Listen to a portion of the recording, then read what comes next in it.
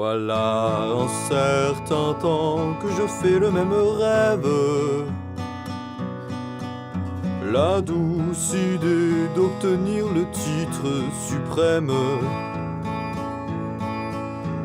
Le recevoir, c'est un peu comme recevoir la fève.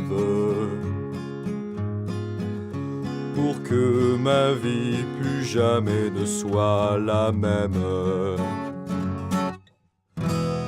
Je vise actuellement le titre de président, les pleins pouvoirs et les belles meufs au creux de ma main. Je cherche dorénavant à devenir président. Votez pour moi, donnez votre argent et tout ira bien.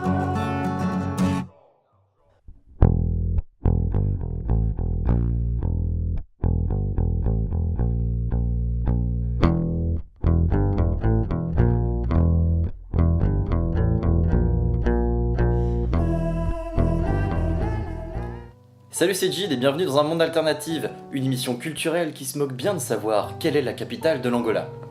On est en 2017 cette année, et il va se passer plein de trucs! Alors il y a Star Wars 8, Mass Effect Andromeda, et la nouvelle saison de la Starac. Mais en France, il s'agit aussi d'une année électorale. Le 23 avril 2017, les électeurs français pourront se déplacer aux urnes pour élire un nouveau président de la République. C'est maintenant devenu une tradition pour certains puisque ce mécanisme est répété tous les 5 ans. Chacun peut élire un candidat au suffrage universel direct et se battre ensuite pour son parti politique favori.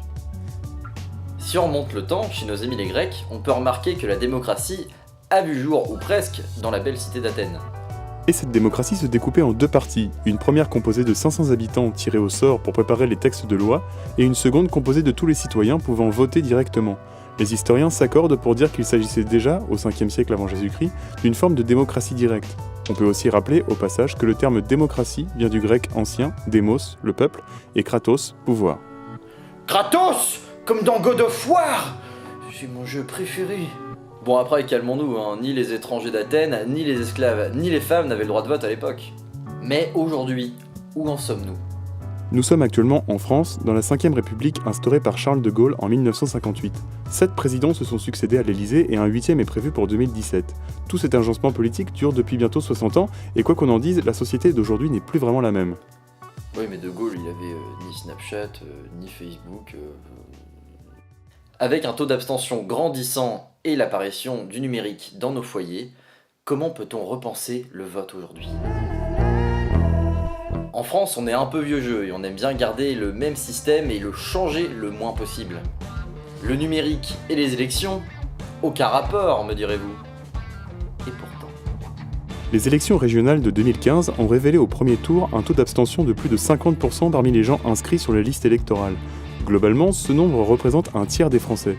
Et même si ce vote est démocratique et qu'il respecte la Constitution, on peut se demander s'il est légitimement représentatif. Soit on déserte les bureaux de vote, soit on va voter une fois tous les 5 ans, et le reste, on s'en fout. Quoi ? En 2017, sortir un dimanche, s'habiller et puis aller voter ? Scandale ! Ce décalage peut s'expliquer de différentes manières. Premièrement, une génération de gens fatigués par un système qui ne les représente pas forcément.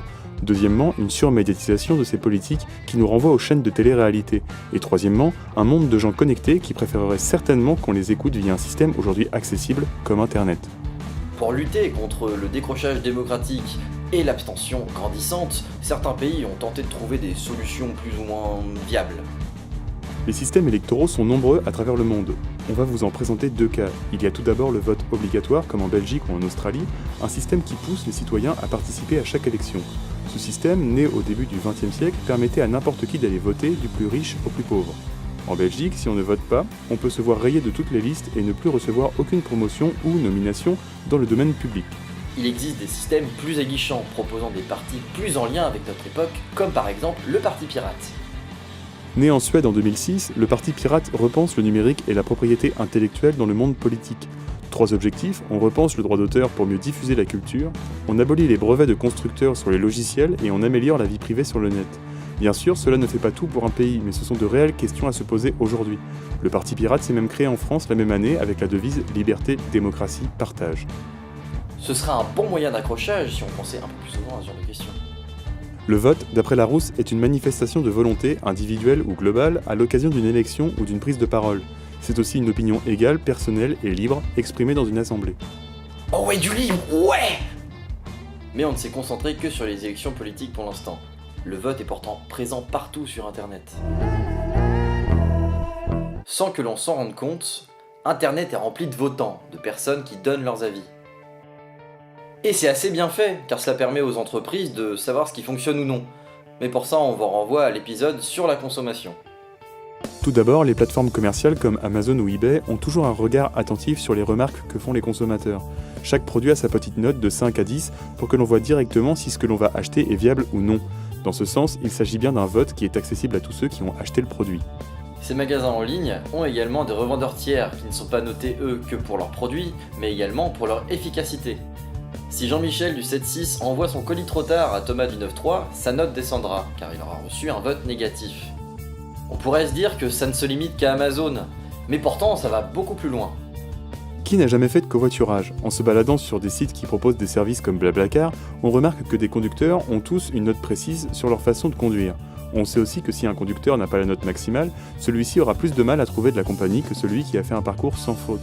Malheureusement, ces gens ne sont pas des salariés, ils sont payés à la course ou aux produits vendus, et cela ne leur permet pas d'avoir une sécurité de l'emploi. C'est ce qui s'appelle le marché des biens-services. Tout le monde peut déjà s'exprimer sur internet via un vote, avec par exemple l'utilisation du pouce rouge sur YouTube. Et comme pour les élections, il y a des trolls, des gens qui préfèrent voter contre des projets pour les faire annuler.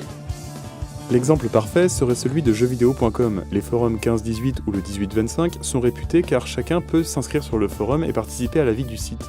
Bien qu'une majorité s'exprime dans le respect, il arrive que des utilisateurs proposent de ruiner un projet Kickstarter ou encore de suivre des mouvements patriotiques, se rapprochant de l'extrême droite. Réalité ou non, ces trolls ont déjà été repérés par les politiques, comme le montre la vidéo YouTube de Florian Philippot, le deuxième du FN. Mais il n'y a pas que du négatif dans tout ça, il existe d'autres moyens bien plus attractifs pour aller voter. On vous l'a dit, le but est d'attirer les gens à aller voter, leur montrer qu'ils ont une importance dans la démocratie.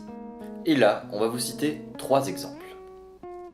Stig est une application mobile qui permet à tous de pouvoir s'exprimer et voter pour un projet. Le principe y est très simple. Imaginez, dans un petit village, le maire propose une distribution de bière gratuite chaque lundi entre 18h et 19h. En utilisant Stig, il peut créer un référendum et chacun pourra dire son avis à ce sujet. Être contre parce que la bière c'est quand même un peu de l'alcool, ou être pour parce que justement, la bière c'est un peu de l'alcool. On en parle à petite échelle, mais un concept comme celui-ci peut s'étendre à un pays entier. Et ça éviterait aux gens de se déplacer. Dans les plus connus également, Change.org est un des nombreux sites qui proposent des pétitions directement sur Internet. Par exemple, une des plus grosses pétitions en France récemment est celle de la loi El Khomri qui a dépassé la barre des 1,3 million de signatures. Cette participation active démontre bien, contrairement à l'abstentionnisme électoral, que sur Internet une grande partie de la population souhaite donner son avis et dans ce cas-là son mécontentement. Sur ce site, il existe des milliers de pétitions, qui ne sont pas toutes certaines d'aboutir, mais qui sont quand même là. En effet, si on rentre directement dans le système électoral, il existe également des alternatives numériques. La mode est aux primaires pour les partis socialistes et les républicains, mais il existe d'autres primaires beaucoup moins médiatisées. C'est le cas de laprimaire.org, qui organise une élection citoyenne pour un candidat à la présidentielle de 2017. Le site ne reçoit aucune subvention publique, alors ce sont les citoyens qui donnent directement. On peut donc s'inscrire et ensuite voter en restant chez soi. Malheureusement, par manque de budget, le projet peut ne pas aboutir pour laisser place au système habituel. Et du coup, jeune, faut voter ou pas? C'est pas vraiment ça la vraie question. On est en 2017 et on sait tous, si le système ne change pas, l'abstention risque de grandir encore et encore. Dans l'urgence, il faudrait se reposer les bonnes questions, ne pas penser qu'Internet ne sert qu'à jouer aux jeux vidéo ou regarder des vidéos de chats, mais aussi peut recréer un lien entre la population et nos élites.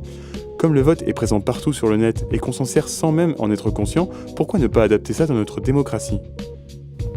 Et cela permet de nous demander quels sont les secteurs qui ont besoin de représentants, et quels sont les rôles à jouer dans cette société de plus en plus numérisée. Donc oui, il faut voter, mais autrement.